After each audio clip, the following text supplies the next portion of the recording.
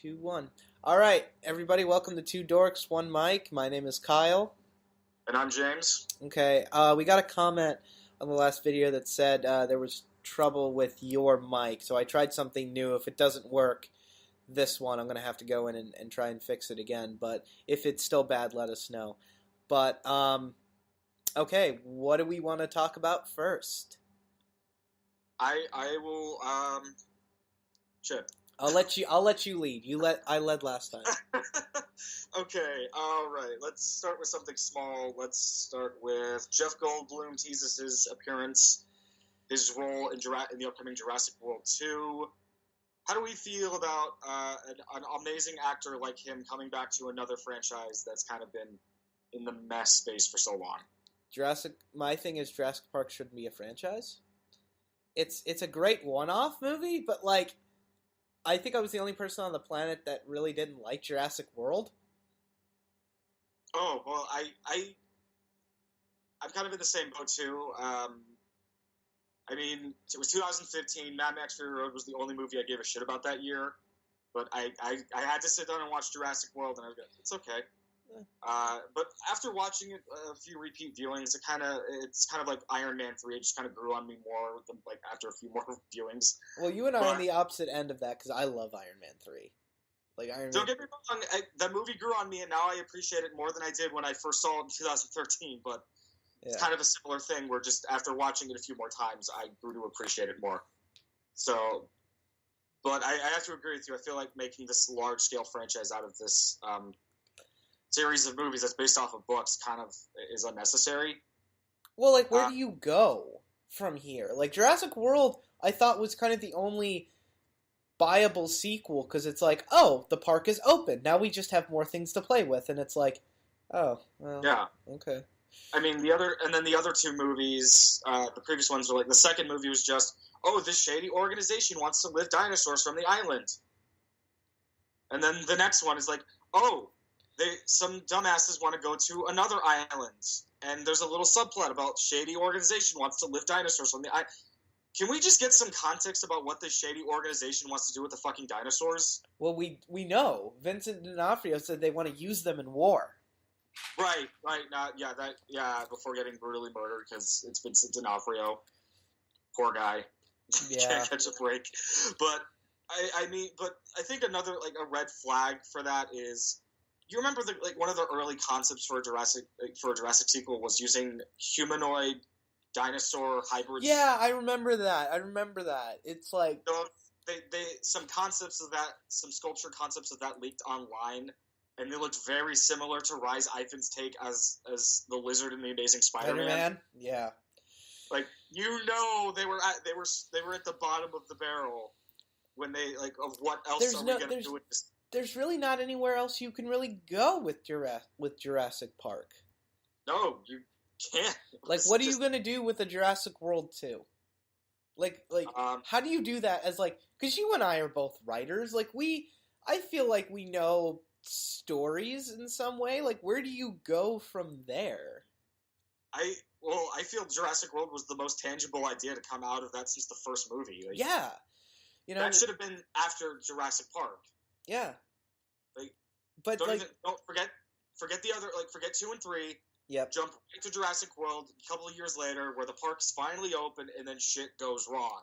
Right, and then I feel like Ian Malcolm would know not to go back to Dinosaur Island, because he would be like, well, I believe that since I've been here twice, and what I have to say to you about going back is fuck off. Making him sound a lot nerdier than he actually is. But I get your point. It's like it's like, fool me once, shame on you. Fool me twice, shame on me. Fool me 3 times, it's a really big paycheck. Well, that's what I think it is. It's just like, how did we get him in another franchise that didn't really know what else to do? Yeah. Independence Day resurgence. At this point, they are just, I keep saying this with a lot of older, more popular actors, but it's really just a matter of like they just slip them like a really nice check with a lot of zeros. They take a nice glance at it and simply say okay. But I love Jeff Goldblum. No, I do too, and like I just a lot of aged actors and actresses like him, most of them have just stopped giving a shit. Like they have done what they wanted to do, and they're probably interested in other ventures.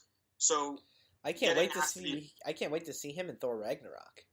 Yeah, but I mean, getting asked to be part of a lot of big budget movies these days is just kind of more of like a luxury and a courtesy. Mm-hmm. Yeah. So we'll just have to see. Based on that first image that they released beforehand, doesn't really tell us much. Like, so I really can't speculate on where this is going to go. It's just where do you go? Is it just going to be the parks open again? Yeah, apparently Bryce Dallas Howard is able to talk him down and say like, hey, that was a mild slip up. We can reopen the park. Then you're just being an idiot. Yeah. That's like, I can't think of an example, but we'll just have to see. Chernobyl is fine. It's just a little leak, you know? We'll go in there, get a stick of gum. We got a new person in charge of the nuclear power plant. His name is Mr. Burns, and he put his assistant, Mr. Simpson, in charge of safety, so we're all good, Chernobyl. Everything's gonna be fine. Everything's gonna be fine. And then those radioactive dinosaurs break out and start causing even more damage. I would love to see a movie with radioactive dinosaurs. Right? No, they're radioactive dinosaurs and they have to fight Godzilla. Yeah. Speaking of Godzilla, this isn't in the description today. Nothing really came out, but like, how do you feel about that King Kong versus Godzilla universe that they're building? After seeing Kong Skull Island, I'm ready. I'm ready for this. Well, because I did not like the latest Godzilla movie when he's in that movie for less than 10 minutes. Well, it's basically just like a more cinematic version of Cloverfield featuring Godzilla, where it's not where it's a structured cinematic story, but like Cloverfield, we don't get to see the main event. Yeah, and I'm like, that movie warranted because it's a found footage movie. You have all that amateur camera work, controversy of you don't get to cut away when Godzilla shows up at the airport and roars, and you're like, all right, it's on. Cut to children and the fucking TV in the background. I'm like, yeah, that's my problem. Is I wasn't a huge fan of that movie because it's featuring hell. We got more of Godzilla in that shitty 90s remake than in the 2014 movie. Yeah. We got more Bryan Cranston than Godzilla. Why would you kill off Bryan Cranston? Why? Considering that movie was pretty much marketed as Walter White versus Godzilla. Pretty much. Killing him off was like a huge middle finger to the audience. It was basically like a huge punch in the head. It's like, oh, you want your Walter White fix in this? Well, fuck you guys. He's gonna be dead by the end of the first act. He doesn't even fight. He dies before even Godzilla like shows up. Yeah, it's just awful. Not to mention Cloverfield. I don't care what anyone says. Those other monsters, those Mutos, whatever they were called, looked like the Cloverfield monster. I don't really think too much about that movie. I sat down and watched it once. That was enough for me. But okay. I loved Kong Skull Island because it just went. Oh, you want King Kong? Here's King Kong doing shit. Yeah, well, that was a fucking proper monster movie. Yeah. That's what I loved about it. I was not blown away, but I was definitely amazed by the spectacle of every time he was on screen, or even when he was fighting other monsters. Like, it was really good. Yep. It was really cool just to get a nice balance of human characters doing what they're doing, Kong doing what he's doing. Yep. Pretty cool. And I do kind of like the connection. Yep. The connection between those two movies. My problem is that the vision is just like the scope of what each one sets out to do are just completely on different pages. Yep. And I think another problem was that Godzilla was made by when Red Letter Media reviewed the movie on Half in the Bag. they noted that the film was created by this guy, by the guy that made it. He made another movie, I think it was called Monsters or something. Yeah.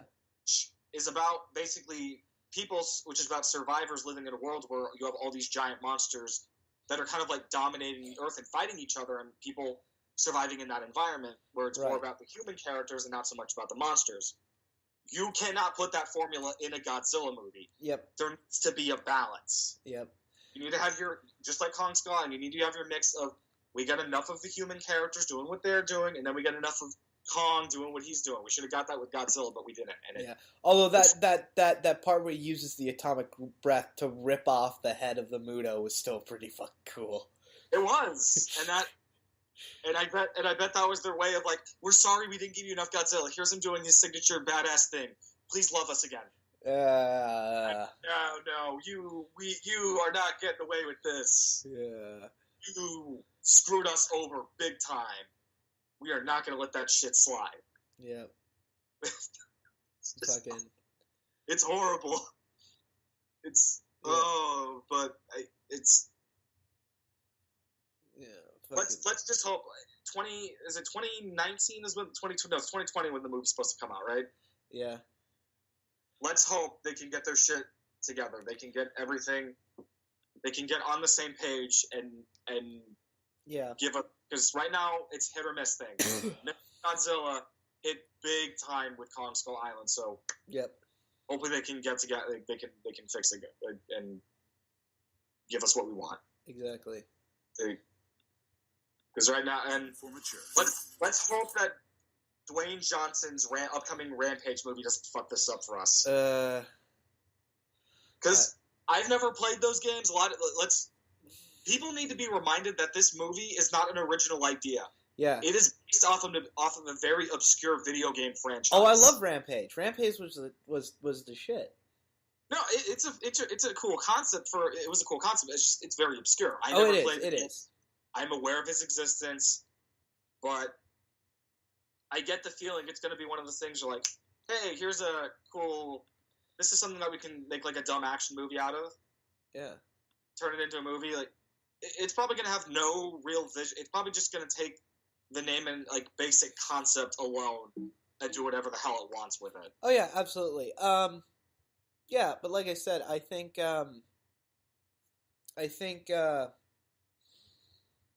like I'm hoping as long as they give it the Kong Skull Island formula fit, I think it'll work.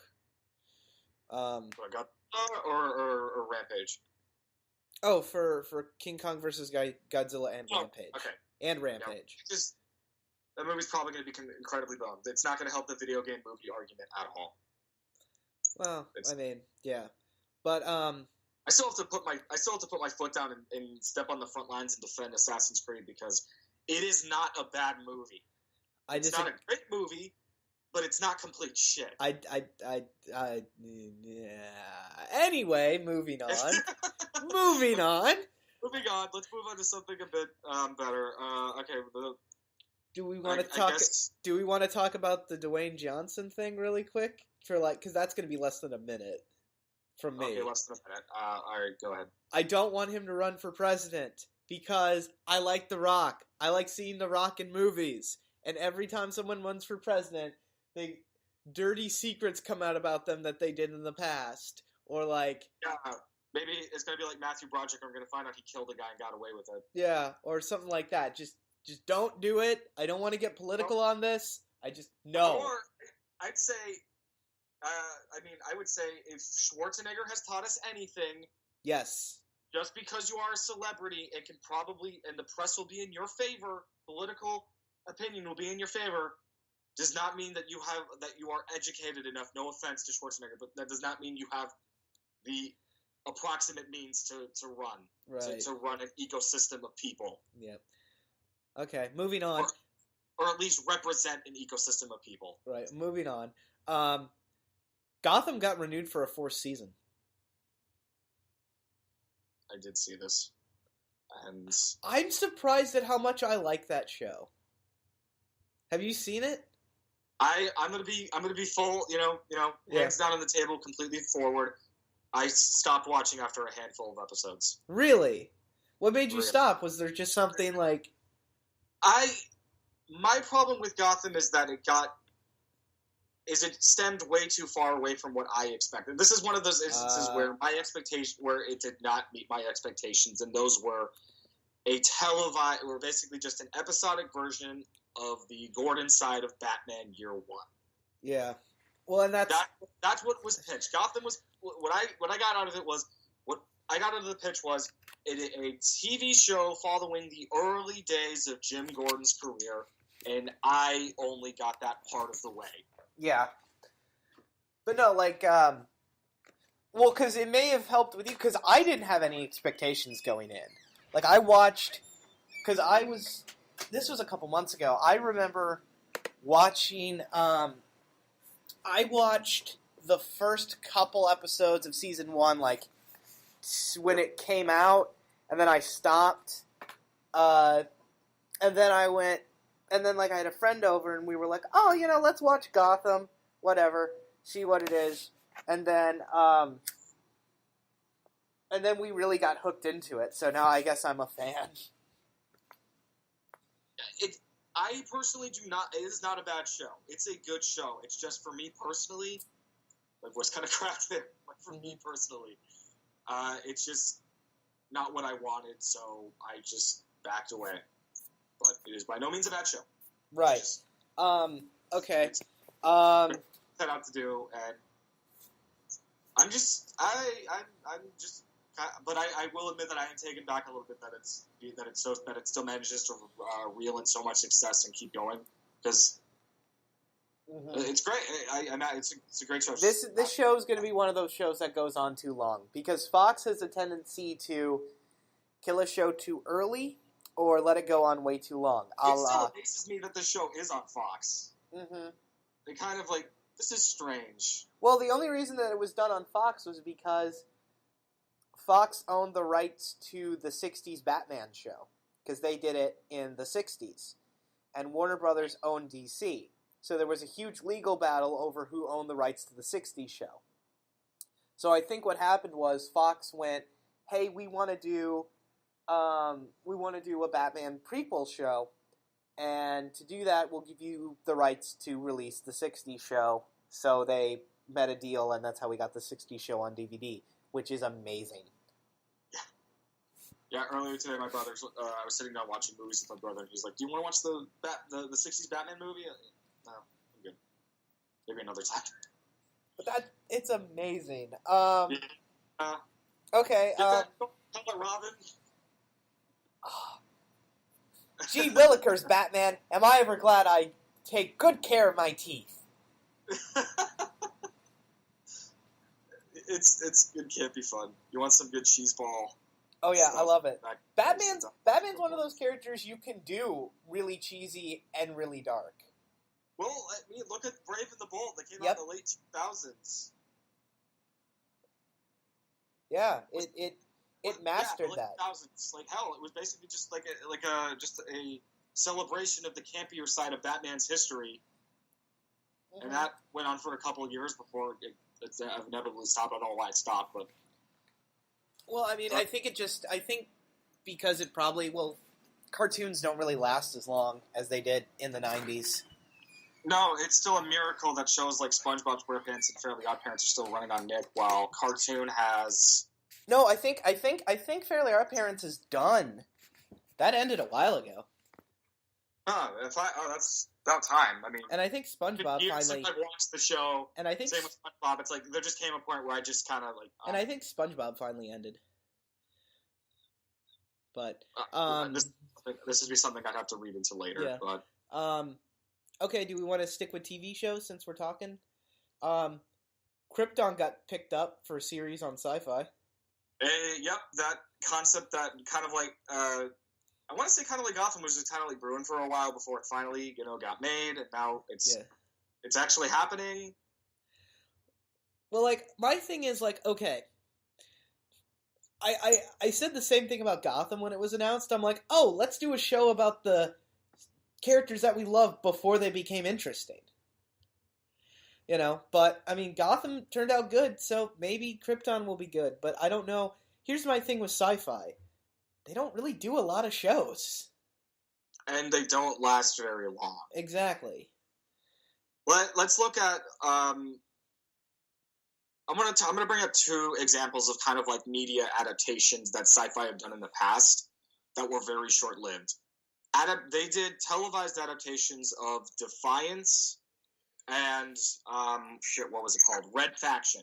Yep. They did TV shows based on those games, and they did not go very far. Nope. Red Faction, to my knowledge, like nobody remembers it. In Defiance, I want to say, I think it made it to at most. I think it barely made it to 3 seasons. Yeah. Before they stopped giving a shit and just let it go. I'll be honest, that show was cool in concept, but it was a sucker to the trends of other TV shows at the time. Yeah. And most TV shows today, and it's not interesting. Like, after a couple episodes, I stopped watching. It's not, where it's just like, this is like every other mainstream TV show where it's just got like all these similar elements. Like, I could watch something else and get better story, better characters out of it. Yeah. And so I'm just kind of worried that like Krypton's finally getting made. Like, is it gonna follow? Well, it's supposed to be, from what I understand, it's supposed to be about Jor-El, and it's supposed to like lead up to the death of Krypton. So is it going to be like? Is it going to be Game of Thrones with Krypton? Possibly. I mean, not as violent or Game of Thrones. I mean, not as violent as much nudity, I'm guessing, but you know. I guess it's any. Well, I would almost say make this like a mini series. Yeah. Give us live action representation of that window of time. Like, you pick your start point, and basically all of the events that lead up to Kal-El getting shipped away to Earth. Right, and then the last days of have you ever read the book The Last Days of Krypton? I unfortunately am not. It's really good. If they draw inspiration from that, I'm down. But sure. Speaking of shows, continuing on our TV trend, Powerless is officially dead. Yeah, in the rise of a new DC show, another one has bitten the dust. Which I liked the pilot. First Constantine, and now Powerless. I liked the pilot for Powerless. Like, it was fine. It made me laugh a couple times, but you know, I never watched it. I knew it had some familiar faces on there, but I never watched it. Abed from Community. Him, and then that is his name now. And it's just Hudgens also on it. Yep. That a shining example of child. Alan Tudyk. Alan Tudyk. Yeah, that's another one. But yeah, like I liked the pilot. I thought the fantastic thing gets around. Yeah, I liked the pilot. I thought the pilot was fine. The concept is interesting. It's like it's damage control except in DC. Well, it's just an interesting concept of like what's it like to live in a world of heroes from an average person's perspective. Right. We don't really get to see that. I know. I mean, when I think of Powerless, I think of that limited run of Marvel comic books that re-envisioned all of its popular heroes as normal people. Yep. Like, you had Peter Parker as an everyday journalist. You had Matt Murdock as just a regular old blind lawyer. Yep. You had all these popular characters as just powerless versions of themselves, and then now we got a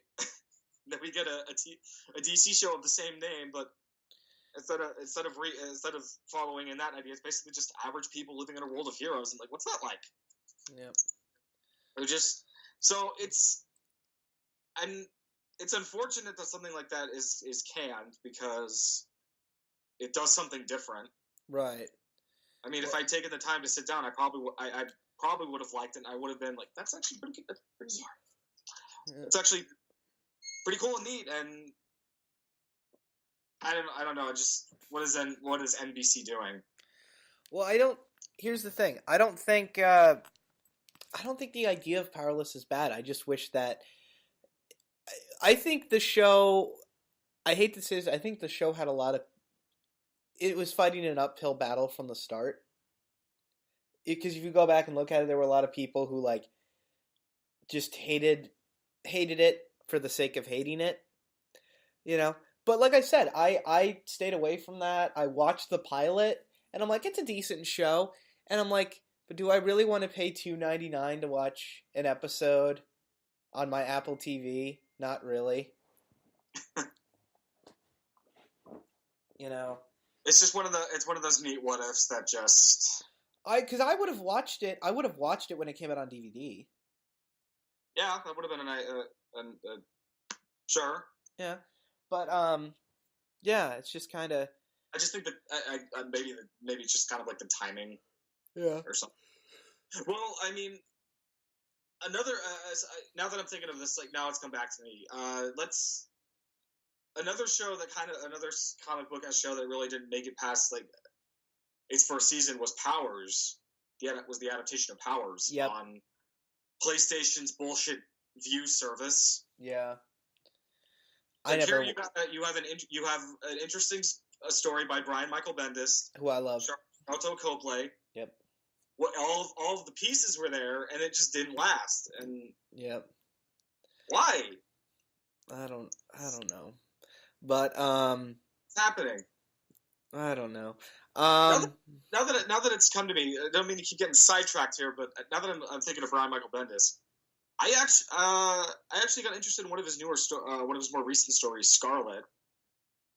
Oh, okay, cool. Yeah, I looked into it. Like that actually is like a really cool story. I like this. Yeah. And I hear there's plans of adapting it. I think of adapting it for film or for like either movie or television. Hopefully that goes well because I read a bit of the comic and like this is a really cool kind of modern day graphic idea. You got like a rebel without a cause kind of thing going on. Yeah. This badass character. If this gets picked up for anything, TV or movie, let's do everything in our power to make sure that it goes well because we're running out of good ideas for original comic books these days, and we need to make sure that they're good. Yeah, but like, kind of keeping into the game kind of thing. Are you going to pick up Injustice too?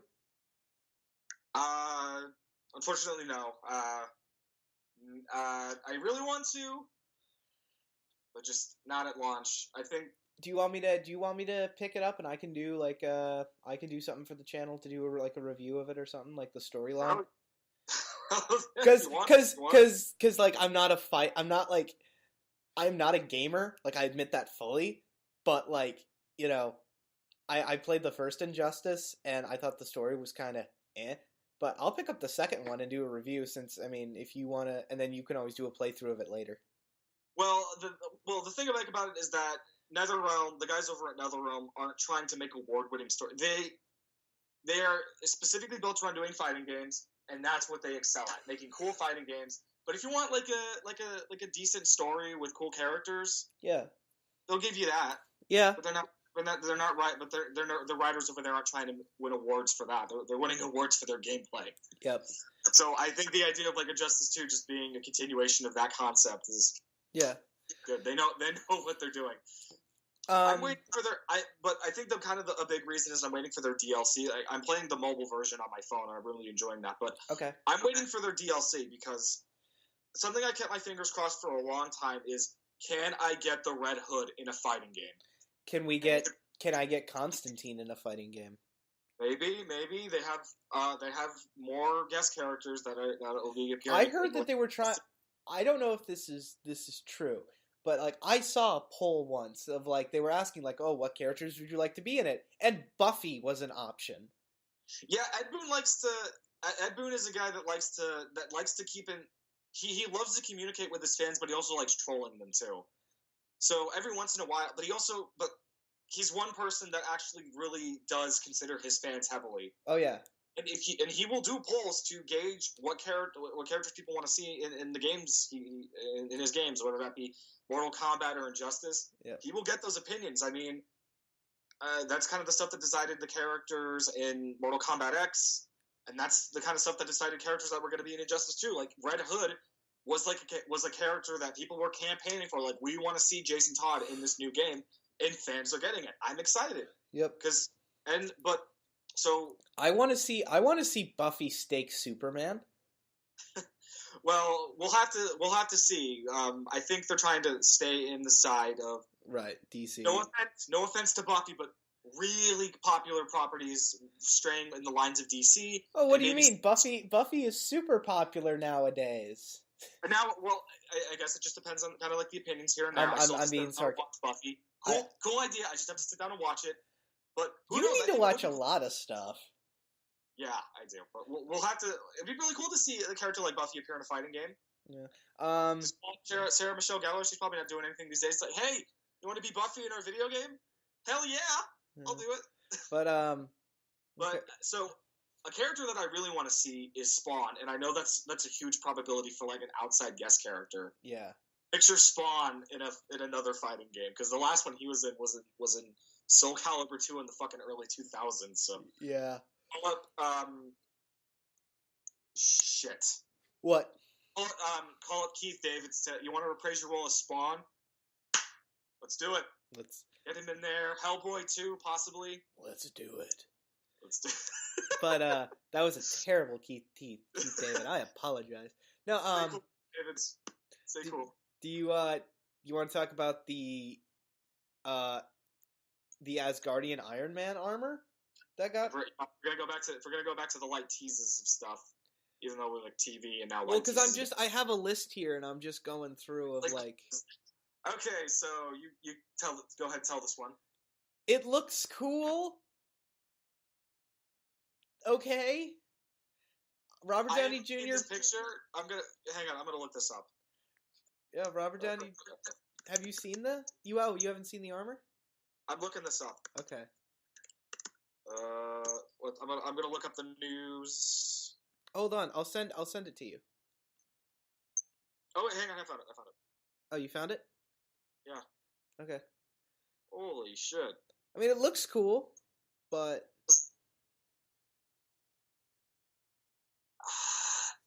this is tricky.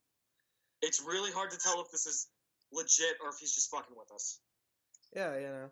This could be conceptual prototypes for like an idea that they want to do, but nothing they would actually execute. I mean, this could mean anything. Yeah.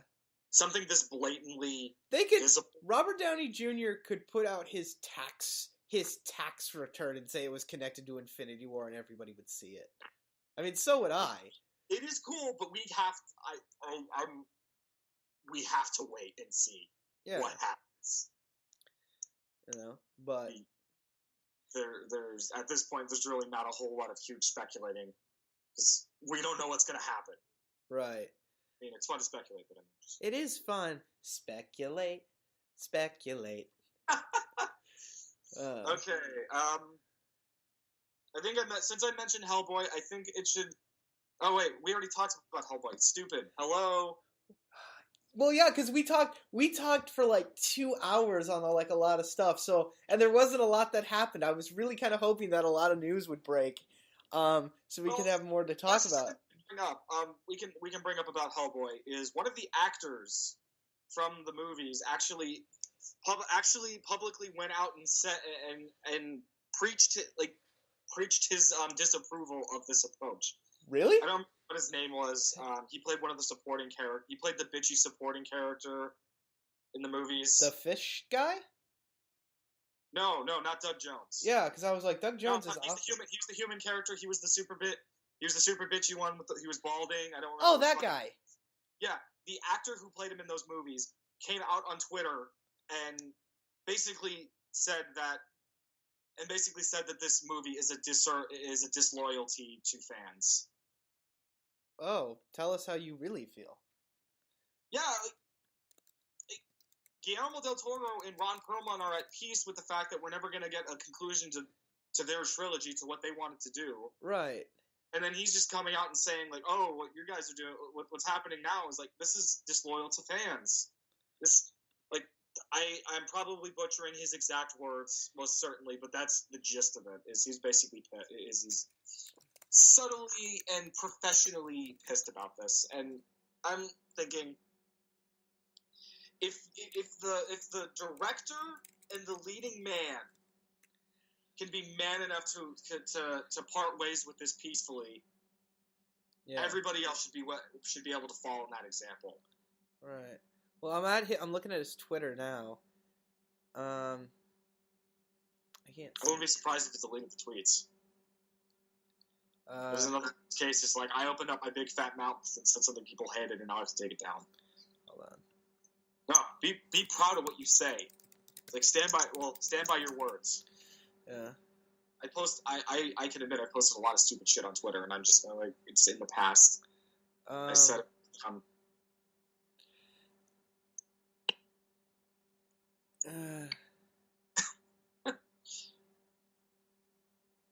just scrolling through those tweets.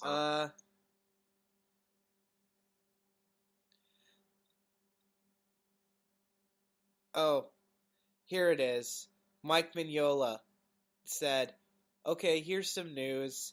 There is going to be another Hellboy movie. It's going to be R-rated." Like he posted to the article, and then he replied, he said, "I may be unavailable," and then it stops, and he's like, "Oh, nice, nice on the loyalty to Ron and Guillermo, by the way." Yeah, that was that. I pretty much heavily butchered what he said, but the gist of it is that this whole thing is a disloyalty, and he's not pleased with that. I mean, if Guillermo del Toro and Rob Perlman can walk away peacefully, like he should kind of be in the same boat. Here's my thing: they tried. It's not like they were just fired. Yeah, it is not like, oh hey, Hellboy 2 wasn't that successful, neither was the first movie. Like we're done. Like no, they did everything in their power to make a third movie happen. Yeah. And then months ago, it was just official that the project is dead. Well, yeah, because they were like, we've been trying for years, and they want to go on and do other things. It's not like they've been sitting back with their dicks in their hands for a couple of years. Yeah. They've done what they could. And here's the thing: Hellboy 2 came out in 2007. Was it 2007? I thought it was 2009. I thought it's either 2007 or 2009. Let me look it up. But I think it was 2007. I want to say no, it was 2008. We were both wrong. We were both wrong. But like it was 2008, so that's. I pressed my statement. I said 2008, and then you pulled it up. Oh, okay. Is that the story you're going with? It doesn't matter. No, but I'm saying like it's been almost a decade. You know what I mean? So it's like. If nothing's happened at this point. And it's been 10 years, and this isn't like Spider-Man, where it was like, where it's like, oh, we're just gonna throw Andrew Garfield and Mark Webb to the side because Sony doesn't know what the fuck they're doing with that character. They do not. It's basically like, what haven't we done yet, and should we do it? Yeah. I feel like there's some level-headed, conscious people over there that are kind of like, hey, we could do this, and then they're just like, no. Well, you heard about the Aunt May movie they wanted to do, apparently, right? Yeah, I knew like how they got way ahead of themselves and wanted to do a shitload of stuff. Yeah, that were all just dumb ideas. It's like you want to do an Aunt May movie, you want to do a Venom movie, you want to do a Sinister Six movie. You want to do all of this stuff. We have some news that just broke. Ooh, what's it's up? For the comic books. Jeff John reveals details on Watchmen/DC Universe epic finale titled Doomsday Clock. Ooh, interesting.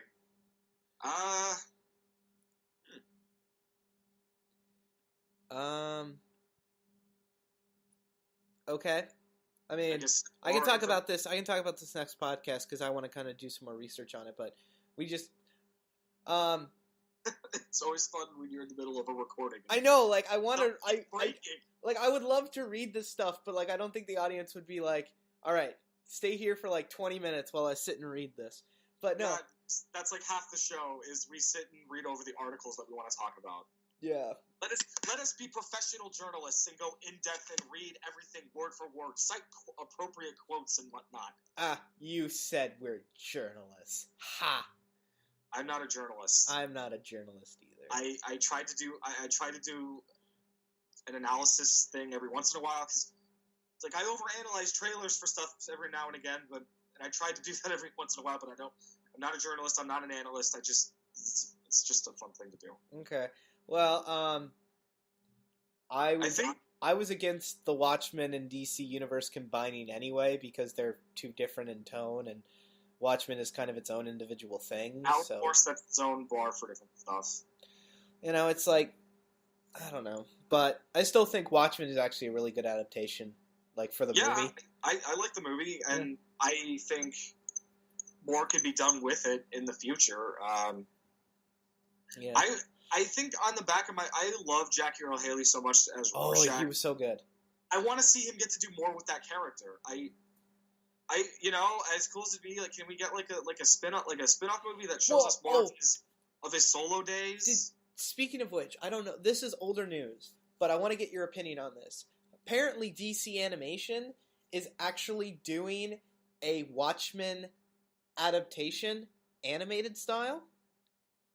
Yeah, I did know that. I'm like, why? I don't know. I think with the success of the R-rated adaptation of The Killing Joke, I think they're just. But The Killing Joke was bad. The movie, not the comic. Don't attack me. I haven't seen the movie. The only time I paid more attention to it was that Batgirl controversy.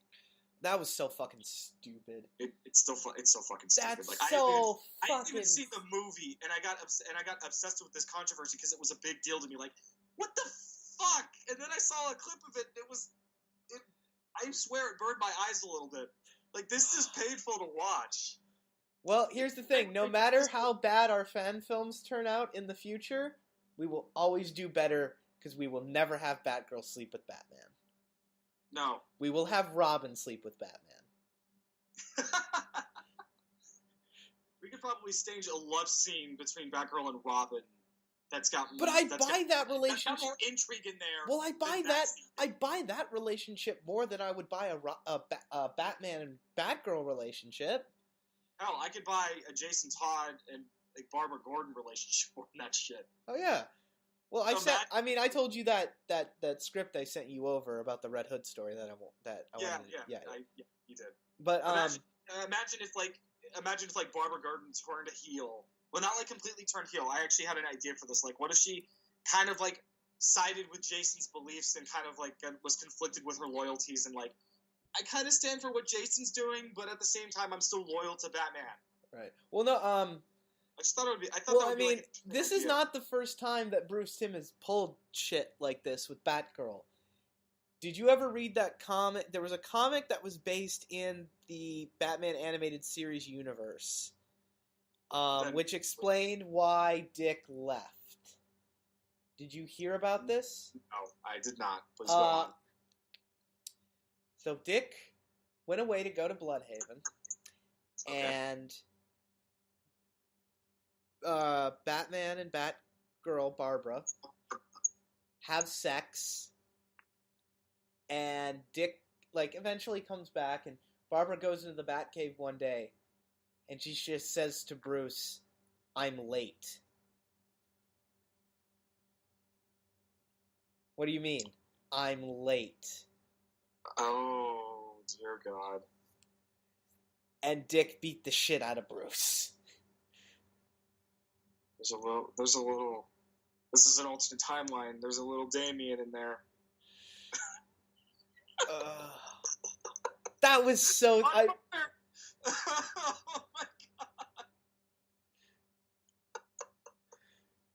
You laugh, but this happened. Oh my God. Oh man. That's so fucking stupid. I know. What is this obsession with objectifying Barbara? Turning her. She's not fucking Starfire. Hey, Starfire's a good character. Leave her alone. No. Starfire is cool, But we can't turn a blind eye to the fact that writers want to turn her into a sex object. Well, I mean, we're writers. I mean, I wouldn't do that. Like, just looking at her appearance in Injustice 2 reminded me of that. I'm going back. My thing with that is, like, I look at it, I'm like, how is that tactically useful in a fight? You know what I mean? I'm looking at it and I'm just like, you gotta be fucking kidding me with this. I gotta look. Like, understand that you are kind of like just like the pinnacle of physical perfection, but give me a fucking break here. You could wear something more practical and appropriate, something actual combat ready when you go out and fight crime, you know? Just that. How is that tactically effective? What I love, because I've got the picture of the Red Hood and the Snow Guy, whatever the fuck he Sub-Zero. Is that Sub-Zero? Yeah, Sub-Zero is the first of the outside guest characters. Oh, cool. And I'm like, they're both covered. Like, you can't see any skin on them. And then Starfire's in the middle. And it's just like, what the fuck? What the fuck? I guess, I'm going to guess that one of the designers or something was a huge fan of Red Hood and the Outlaws. And just like, hey, let's take a look from that and do a little something different with it. Make it skimpy or something. What the fuck? Like, how? Because I get because Ed Boon wouldn't sign off on this. I mean, unless, but I mean, then again, I mean, I mean, the only counter you could argue that in Mortal Kombat games, the characters have some skimpy outfits. I will, fuck it. I take it back. I think back to Mortal Kombat X, and I'm like, but you know what? The characters are a little bit more appropriately dressed in that than they are in previous games. So maybe like things have turned around, but like I don't understand this idea of like getting women in comics to be like scantily clad, because here's my thing. It didn't make sense, but I understood why they did it in like the 80s and like the 90s, because you didn't have internet. But guess what? I have a phone right here. If I wanted to, I could go to a porn site and jack off to naked women having sex. I don't need to have that shit in my comics or video games. Let's look at Batgirl's most recent costume in the comic books. All right, hold on. I love it. It's a very practical and combat ready design. It's like it's got a little bit of that independent charm to it, but it's like covered head to toe, and it's like a badass look. It's got some of that cool sex appeal to it, and that kind of some of that femininity to it. Yeah, but it's an appropriate outfit. Yeah, it looks fine. And then we jump to Starfire, and then I'm just, why? Because there isn't enough media pushed towards 15-year-old boys. Well, let's just keep in mind that there's going to be a percentage of people that get off to this. But do they not have internet? Do they not have internet? Do they not have access to the interwebs? Yes. Like, that's... Because, like, I get it. In the 80s and the 90s, people didn't have the internet, so, like, stuff like that. It's like that old unwritten saying, it's like, the only way we got our hands on porn is if we stole it from our fathers. Exactly. That kind of thing. Now, but times have changed. Yes. Playboy, it's gotten to the point where Playboy doesn't even do nudes anymore. Like, now it actually is just about the articles. Yeah. No, it's like some people like to fucking read. Yeah. Some people.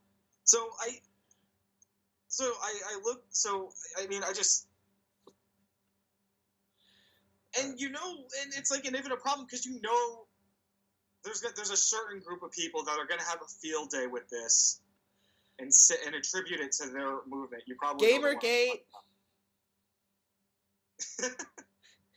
Like I can just imagine someone like Anita Sarkeesian just standing up and saying like, "I object to this." This is objectifying to women. I probably shouldn't be altering my voice for this because it's not cool, but yeah. You get the idea. It's just if we keep doing this, people are gonna have a field day to this and manipulate this stuff to their advantage and just keep fucking things up. Oh, the Gifted trailer just came out.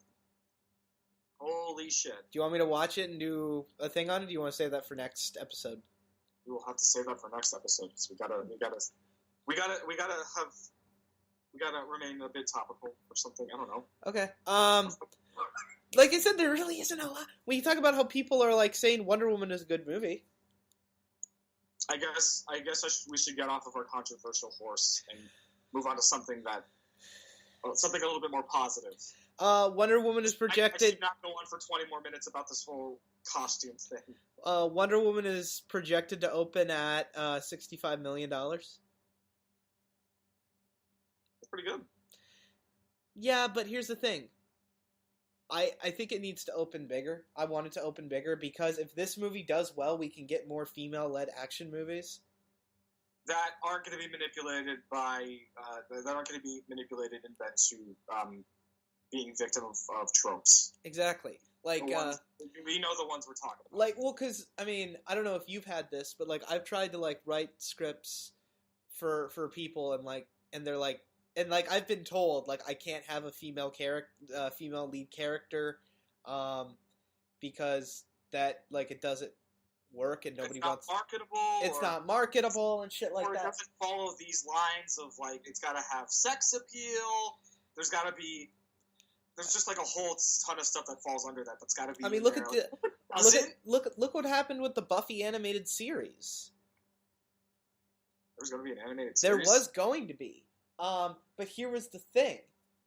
It got denied because Buffy was the main character and she was a female, and they wanted a male counterpart who was stronger, if not just as strong as her. And my God. And Joss walked, and now we never got our animated series of Buffy. But I'm saying... Like, another example that I can relate to this. One of my favorite games of all time, Life is Strange. Yep. When Don't Nod went to different studios pitching it to get published, all of them wanted them to change the characters from females to males. Yep. We want a game with male characters because that's going to sell. Well, look at what happened with fucking. Look at Alien. Alien is one of the biggest franchises, which just had a new movie come out this week. Yeah. Who it has pretty good marketing, might I add. And also, it's got a female lead. Ripley is one of the most badass characters of all time. Not badass female characters, just badass characters in general. And hell, her inspired female counterpart, Samus Aran, is one of the most badass and popular video game characters of all time. Yeah. And fucking look at shit like fucking Sarah Connor from T2. Yeah. Hell, she only did one. Hell, like she only did one sexy thing in all of those movies, and that was to conceive John. Yeah. All the rest of the stuff she did was pretty much badass. Yeah, who doesn't love fucking Sarah Connor? I mean, she could beat the shit out of pretty much anybody. Hell, if they ever get around to doing another Terminator movie and like finally come to their senses and decide like, can we reach out to Linda Hamilton and get her to come back? I would fucking watch that because Linda Hamilton is so awesome as that character. Yeah, well, she's a badass. She's a fucking badass who has a twin. Yes. Fucking no, but like I'm saying, like Ripley and fucking Sarah Connor are some of the most badass characters of all time who just happen to be female. Yeah, they're excellent examples of badass characters that don't have to succumb to tropes. Yep. That just do their own thing, aren't objectified, and kick ass. Yeah. I mean, it's hard to look at the modern day and find characters that stack up similar to that. I mean, in movies, Furiosa from Fury Road. Yeah, but like people threw a shit about that. Yeah, misogynists had to bitch about how it's taking away from the masculinity of a popular franchise. Well, what I love is that these people fucking complain that like Max doesn't even speak in the movie. Fucking he had more lines in this than he did in fucking Road Warrior. Yes, exactly. It's like, do you even know the movies? Do you actually watch the fucking movies, or are you just going off of the cliff notes you looked up when you looked up the movie online? Like, if you know these movies, then you'll know what's up. George Miller, this isn't some other Hollywood hotshot making this movie. This is fucking George Miller, the guy that created this franchise. Yeah. Coming back to make this movie the way he wanted to make it. Everything he did in that, because he believed in it. We have an elderly elderly filmmaker who could potentially have like a dated perspective that did an excellent job of portraying female characters in his movie. Excellent. Like, I would say perfect job at depicting female characters in his movie. Yeah. You know, and fucking, like I said, I would fucking love to see more badass female characters, and that's why I think Wonder Woman. I really hope Wonder Woman beats that 65%. Like, I want it to open at like 80 or 90. Yeah, I want this to be good. I want us to be able to live in a world where we can have movies, TV shows, games, all mediums with awesome female protagonists. Yep. That don't have to be victim to these shitty tropes. Well, do we want to stay on this, or do we want to talk about would be our last story, which is the Deadpool TV show coming to us? There's two stories in there. Oh, okay. I can personally say that this is what I'm like fighting for, to live in a world where that is the norm. Well, yeah, I mean, you I don't know if I said it on this podcast, but you and I are feminists. We're not feminazis. We are not. We believe in equality all across the board. We've said it before. Yep. I want to tell stories that center around female protagonists. Yep. You want to tell stories that depict female protagonists pretty well. Yeah. It's what we both want to do. Yeah. Well, like that script I just sent you that you're gonna make for the channel. The one about. Do we want to say too much about that? I mean, no, but I'm saying, like, you know what I mean. Like, yeah, from that. Yeah, I know exactly what you mean. Yeah. How I think we can confidently say on this channel we're gonna create content that represents those ideas. I love how we're saying in this channel, but yet we haven't hired a single woman. What are you talking about? I did. Well, I'm saying, like, for the podcast or anything. Oh, for the we probably should, yeah. Well, we're gonna get around to expand. I don't know if we're going to unveil this information on this one. Yeah, but no, like, I just think it's kind of funny where we're like, we're feminists, but like we have no women here. On this podcast, but I can promise that as projects go. Yeah. Fucking I'm working with fellow women that are helping the operation of this channel, that are going to be appearing in content that we're going to be making in the future. Yep. Okay, so do we want to? I want to get. Before we go all out with this, we have to keep in mind that on top of TV shows, Judge Dredd's coming back to TV. That is true. The Judge is coming back to media, and he will judge you. And he will judge you. Well, I only want one thing out of the show, and it is to uber violence. What? Uber violence. Well, if you're gonna make a show, if Carl Urban if we're never gonna get the Dredd sequel, that Carl Urban, much kind of like Guillermo del Toro and Ron Perlman want to make another Hellboy, has done what he can to make happen, but it's not gonna happen, unfortunately. If it's getting a TV show, then how is it that all these good fucking concepts come out and, like, they never get sequels, but Transformers can get a fucking expansive universe? Because there are stupids everywhere. God. Because we have dummies like Michael Bay who are actually really smart and know how to manipulate everyone. So he can keep getting his shit made. Fucking. And it sucks. Fucking goddamn it. But yeah, I mean, you heard about that where Transformers is now becoming an expansive fucking universe. I don't know if we should go into it. It's just painful. No, it's like, and I've only seen one or two of the trailers for the newest movie, Like, I've stopped caring. I knew Age of Extinction was gonna be shit, and I watched it anyway. And it's like, at this point, you're gonna have to drag me to that theater to watch that movie. I'm not going voluntarily this time. Yeah. Mark Wahlberg and Josh Duhamel and Peter Cullen aside, you're gonna have to. No, drag Anthony me. Hopkins is in this one too. Yeah, Anthony Hopkins. I don't care what your Sir talent is. Anthony Hopkins. He's a sir. Why the fuck is he in this movie? And like, Peter Cullen doesn't give a fuck. It's like he'll probably accept any money to keep being Optimus Prime because that's his. Well, I don't fucking blame him. I don't blame him either. It's like he doesn't care. It's like this is his character. Like the only other notable thing that he's done was he was Eeyore in Winnie the Pooh, but everybody remembers him as Optimus Prime. Yes. So you can hand him all the money in the world, and he'll keep coming back for that no matter what it is. Yeah. And Fucking. I don't blame him.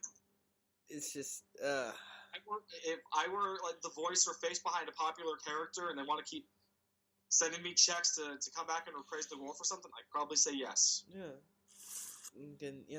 But it's just I'm done at this point. But all I want out of this Judge Dredd TV show is the same cool magic that made Dredd such an awesome movie. Yep. If that's possible, I don't think I don't think it's really confirmed what network this is going to be on yet. Okay. But if it can be, just put it on a network that can give us all the cool shit that was in Dredd. And if it's possible, and I think it could be possible, get Carl Urban to reprise the role, please. Yep. Fucking Agents of S.H.I.E.L.D. has been officially renewed for a 5th season. No. Who's watching this show? Who is watching this after the bastardization of Ghost Rider? Who's still watching this? I haven't seen past the 1st season. I refuse to. I watched the pilot and that was it. I love how we're both like, we didn't see past this, but we know it's terrible. Because like I've heard nothing but bad things. I don't pay attention to opinions. It's just one of those things that you glance from like a distance. You're like, not watching. Like, this isn't good. No. Like, I watched the pilot and like, it was kind of cool. But then it's just... It's trying way too hard to be cool, to be relevant, to be on par with the movies. Like, you're not gonna get that. Yep. It's not gonna happen. Do what the hell you want, but you're not gonna be as big as the actual movies. Yep. They're gonna be small time. Yeah. They need to get that through their heads and just understand that this is what it is. This is the nature of it. You are in the small screen space. Yep. Stop trying to be the movies. Fucking End. Just end it, please. Yeah, it's just. So, do we want to talk about the Deadpool TV show? We can finally move on to the Deadpool TV show. I'm excited. I just wish Donald Glover was voicing Deadpool. I have to disagree. I want Nolan North to reprise the role. Because there was a time a few years ago when Fox was still going around the idea of making a Deadpool movie. They did the test. I remember reading about the test footage that they shot, all that stuff. Like, they can't make a Deadpool movie. Like, I just can't, because I was still kind of burned by the shit Ryan Reynolds. Like, this is before we got more context about his actual involvement in Origins Wolverine and the shit show that was. Right. It was just kind of like Ryan Reynolds as Deadpool, bad. Like, nobody can play Deadpool, and I was just like, Nolan North is kicking ass and all the stuff and all the animated stuff that he's doing. Yep. So the only way I could see it happen is if they made an animated movie and just got him to do the voice. Yeah. But then the test footage leaked, and I'm like, you know what? Faith restored. I want to see more of this. And then, well, I knew Ryan Reynolds could play Deadpool ever since seeing him in Van Wilder. Have you seen Van Wilder? Yeah, I've seen Van Wilder. I even saw the crappy prequel they made. No, there was no crappy prequel. There was not.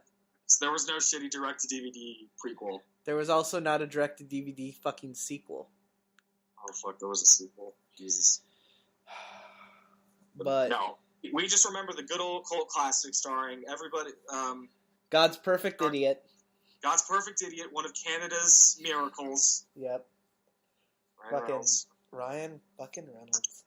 I think, honestly, it would be awesome in this animated show if they had in every episode a recurring character who looks like Ryan Reynolds just die. It'll be their Kenny. Yes, make Ryan Reynolds the Kenny of this show. Well, I think we need to think about what the direction they're going is. What's going to be the art direction? What kind of story are they going for? I think it'll be just like Archer. I can picture that. Well, it's still just in those early phases. I'm kind of thinking of what's the art direction gonna be like? What kind of style of animation are they going for? Who are they gonna cast for this? What kind of characters are they going? Is it gonna be loosely based on the comic books? Is it gonna be heavily based on the comic books? We need to know all of those elements before we can really come up with a cohesive idea of what to expect from this. Yeah. But I actually wouldn't have a problem with Archer, but I think kind of based on the limitations of the art style and the animation style they have for that.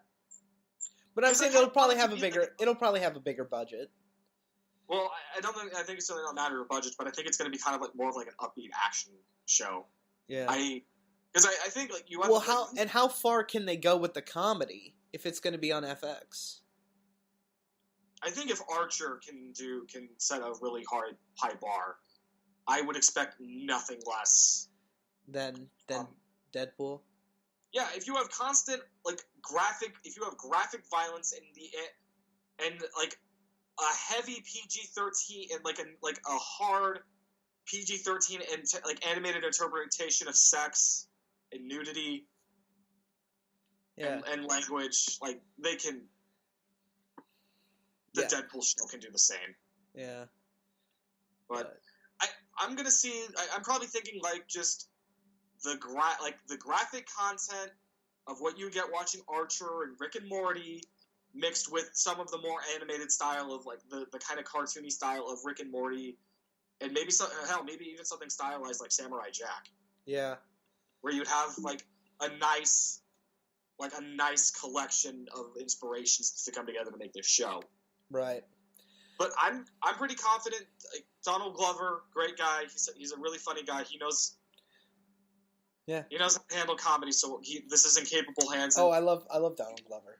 Yeah, he's awesome. He's an adorable little guy. I mean, he's fucking Lando, dude. Yeah, he's gonna be fucking young Lando. And hell, I love him and all the stuff that he appears in. I fucking loved his character in The Martian. I watched that movie when I'm not seeing Matt Damon. Where's Donald? Yep. Where is he? Want to see him? He's awesome. Yeah.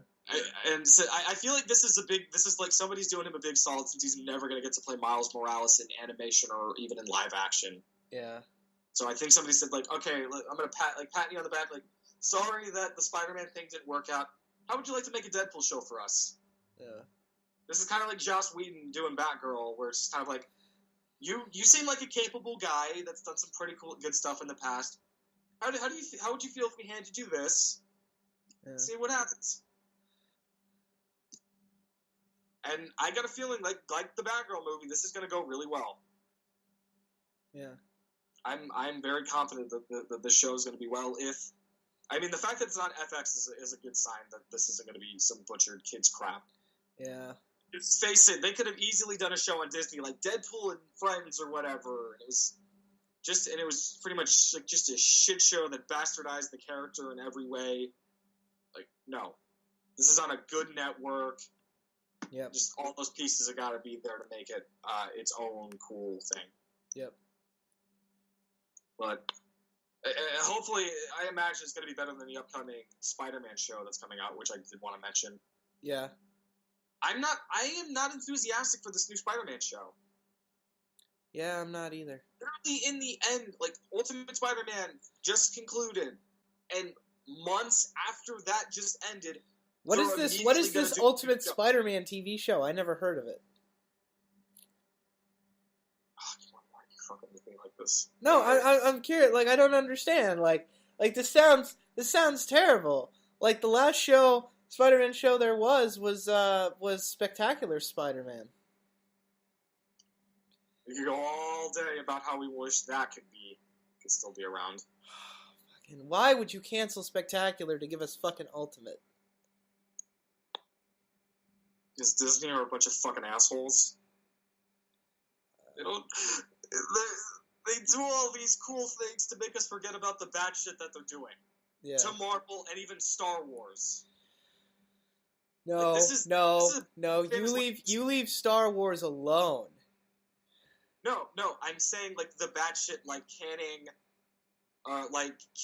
LucasArts and all of their Star Wars games, or kind of just giving the Clone Wars an abrupt conclusion so you could do Rebels. I mean, Rebels is a good show from what I hear, but I feel like we never got like a proper conclusion. I mean, hell, Netflix had to pick up the show to give it a proper final season. Yeah, I'm just saying, don't fuck with my Star Wars. I'm not saying anything bad about Star Wars. I'm just mentioning like kind of like with Marvel, it's just like they're not saints when it comes to handling these properties. Mm-hmm. It's like they do all this cool big stuff to make us forget about the bad stuff they've done. Yeah. Though on the Marvel side of things, one of the biggest sins was canceling the the Spectacular Spider-Man. And we're gonna get this new show. It's not gonna do anything inventive or new. Nope. It's gonna be same old Spider-Man.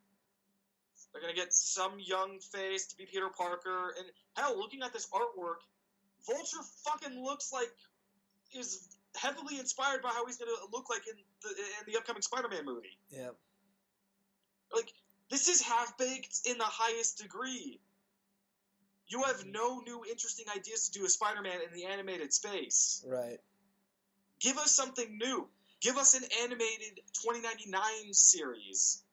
Give us a series focused... Okay, I take it back. No, I don't want them doing noir, because they can't... No, they're not going to make it faithful. It's not going to be all gritty and cool and stuff like that. But there are other other Spider-Men and women out there in that universe that they could do shows about, but... Scarlet Spider. Scarlet Spider. Spider-Gwen. Mm-hmm. Or... Hell, you could do like a spin-off. You could do like a spin-off show that focuses on Jessica Drew, focusing on the Ultimate Comic Books version of Spider-Woman. Yeah, you have all these different Spider characters in this big universe that you could do shows centered around, and they just don't. Hell, like the closest we got to that was Spider-Man Unlimited, which only made it to like one season when that aired. Yeah, which was like an alternate take on Spider-Man's character. Like, right. Don't be afraid to do new things.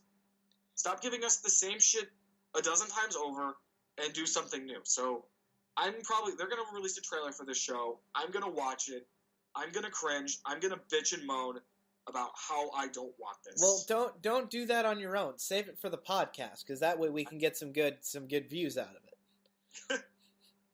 Yes. But I don't have anything else unless you have anything else you want to bring up. And because we're about an hour and 15 minutes. Wow, we actually went longer than I thought we would.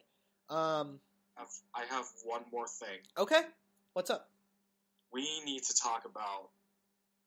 We need to talk about how less than several days from now will be the final episode of Samurai Jack. The final episode is just around the corner. What are your thoughts?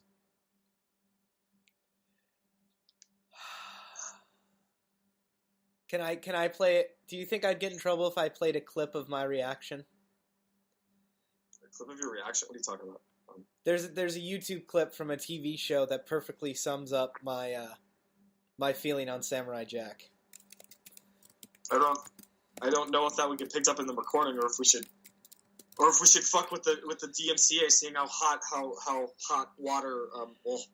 I don't know what words I would use. I'm just gonna play it. Fuck it, whatever. All right. We're at a good standing on our channel. This is.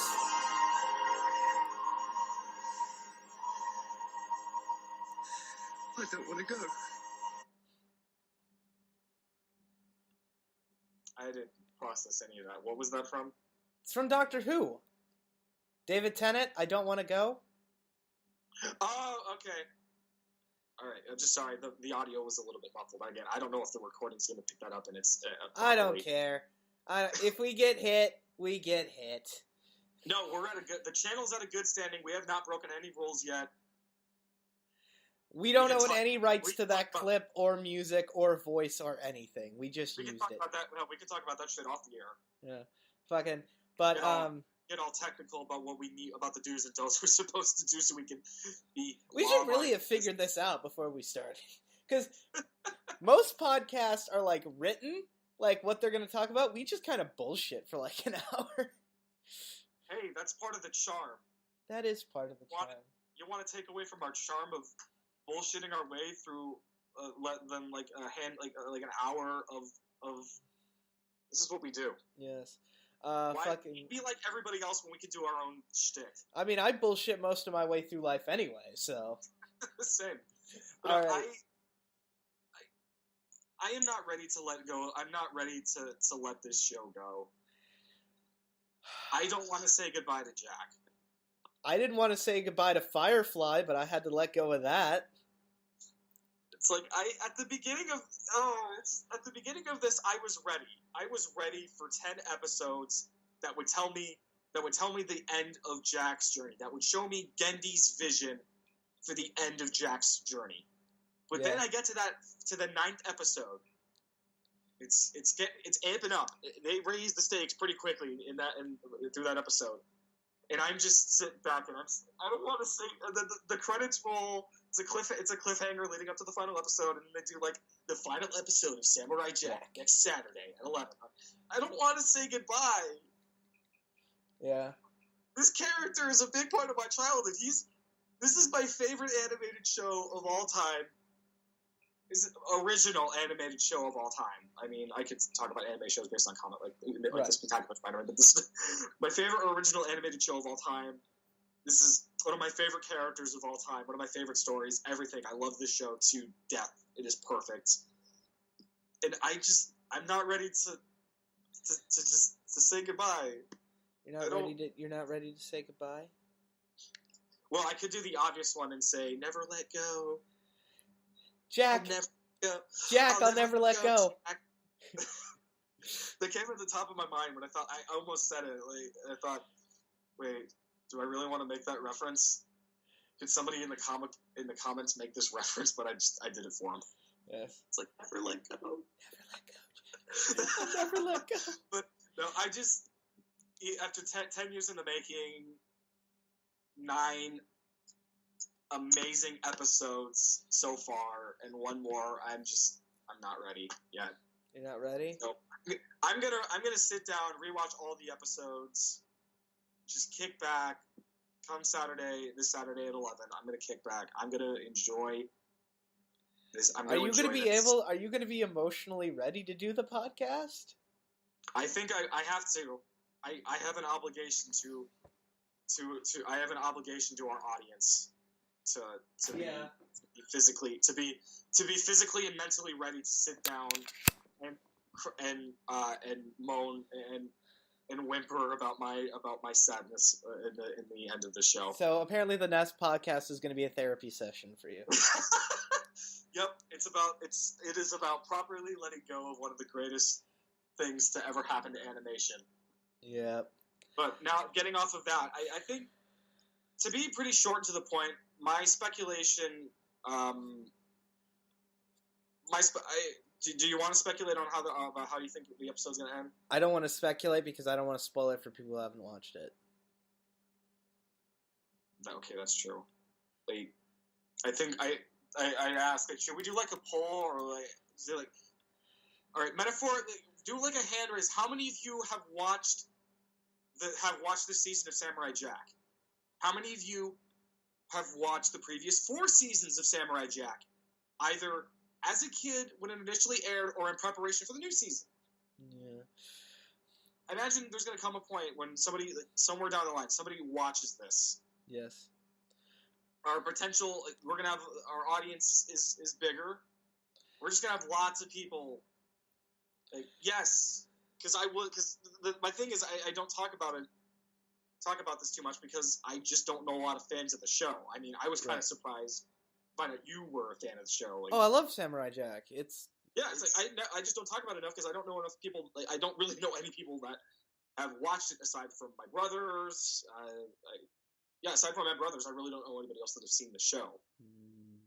Like, and your brother was really into some other people, and I know some people that have they've heard of it, but they never saw it. Right. Well, I'm surprised. Well, your brother, you and your brother look nothing alike. Have you noticed that?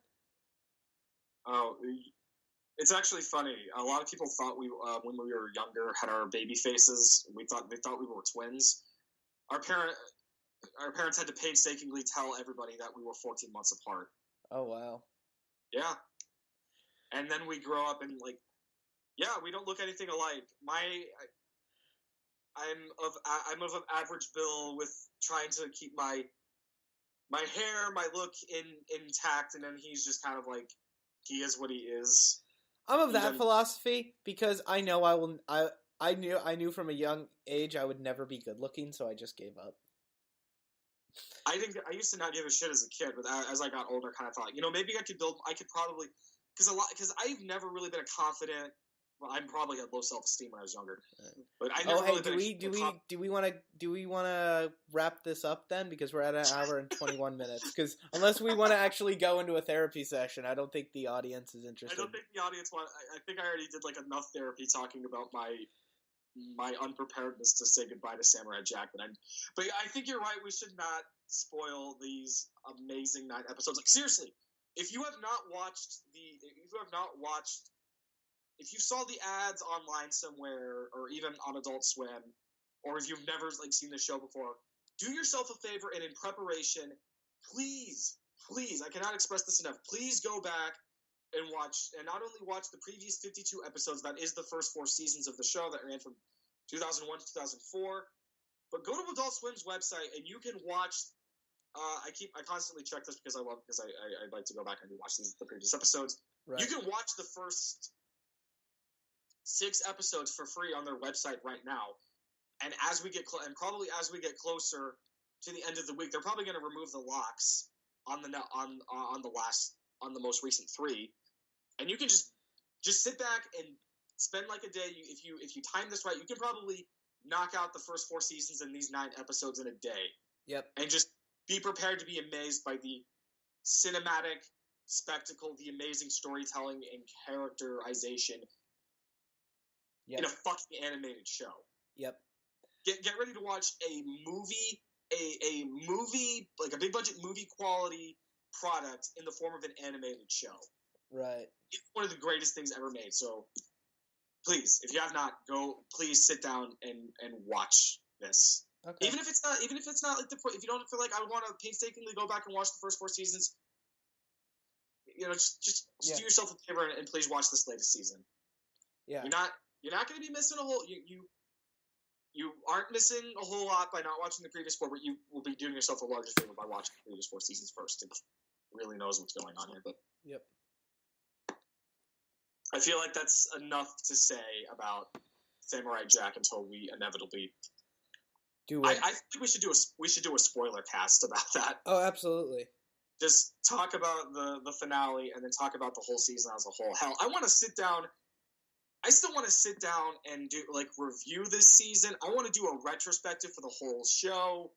Yep. I want to do all of that stuff because I have not had no real reason to talk about it up until the premiere of the newest season. Yeah. It's just so fucking perfect. Yeah. But hell, if I could ever pull it off, I would actually cosplay as Jack in the armor that he wears at the beginning of the season.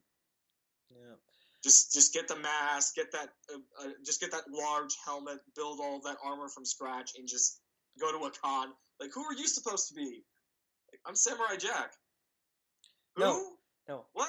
I am Jack. Oh, you mean that obscure samurai character from the 2000s? No, not just that obscure character from the 2000s. I'm talking 2017 too. Yeah. Well, con costumes are always kind of hard. Because what I did when I went to Star Wars Celebration, I just bought a Boba Fett mask, a Boba Fett helmet, and I would go up to all the Jango Fetts, and I'd go, Dad? Yeah, I saw your pictures. Yeah. He's doing it just right.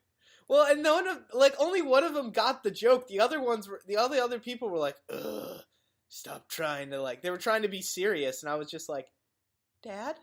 It's a fucking con. Yeah. Have fun. Yeah. So, like, I would... Like, if I were dressed as one of my favorite characters, I would be having, like, a field day. I wouldn't be in character like an actor. Yeah.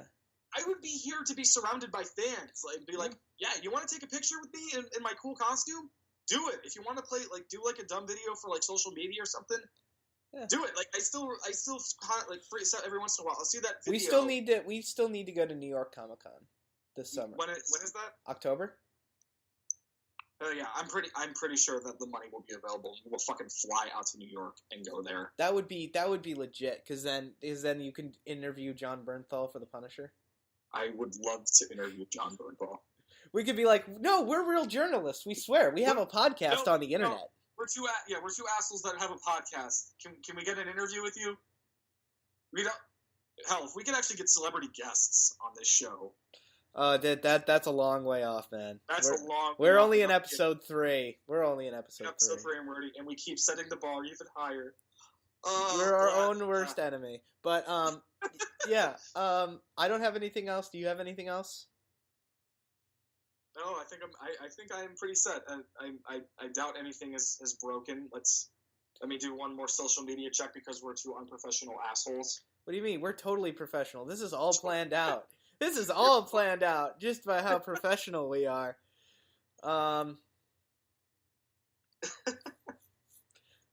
Elevator music, waiting for James to see if something broke. I would just love to go to a con and just as one of my favorite characters and just have a ball. Oh, that would be awesome. Well, I'm always constantly looking at costumes because cosplay is fun when you do it yourself, but there are sometimes where you kind of bend the rules. Like if you can buy a replica of an outfit. Oh yeah. Well, like I said, I got that Red Hood mask, so I got all the pieces. I can do like a casual looking like Red Hood outfit. That's awesome. Yeah. But nothing broke. I have a bomber jacket. I got that bomber jacket because like I kind of always thought, could I be the Red? I would love to dress up as the Red Hood. I would just get a suit and go as Matthew Murdock. You could. Because then I can wear sunglasses and be inside and not be a douche. No, we should plan this out. You can be Matt Murdock. I can be Frank Castle. Yep. We'll be ready for the panel. Yes. I'll get a picture of the Punisher. I'll get a picture with the Punisher, with me dressed as the Punisher, like double Castle. What's this? Yep. Double headshot. Unless I get my one of my bigger dreams of because I've already dressed up as the Punisher once. Now I want to go to the video game space and be Sam Fisher from the Splinter Cell series. I found a really cool costume online. I just need to get it. Okay, so yeah, I think I'm good. I think. All right, do you want to do the sign off, or should I? Okay, this has been Two Dorks One Mic. I'm James. I'm Kyle. See you guys next week.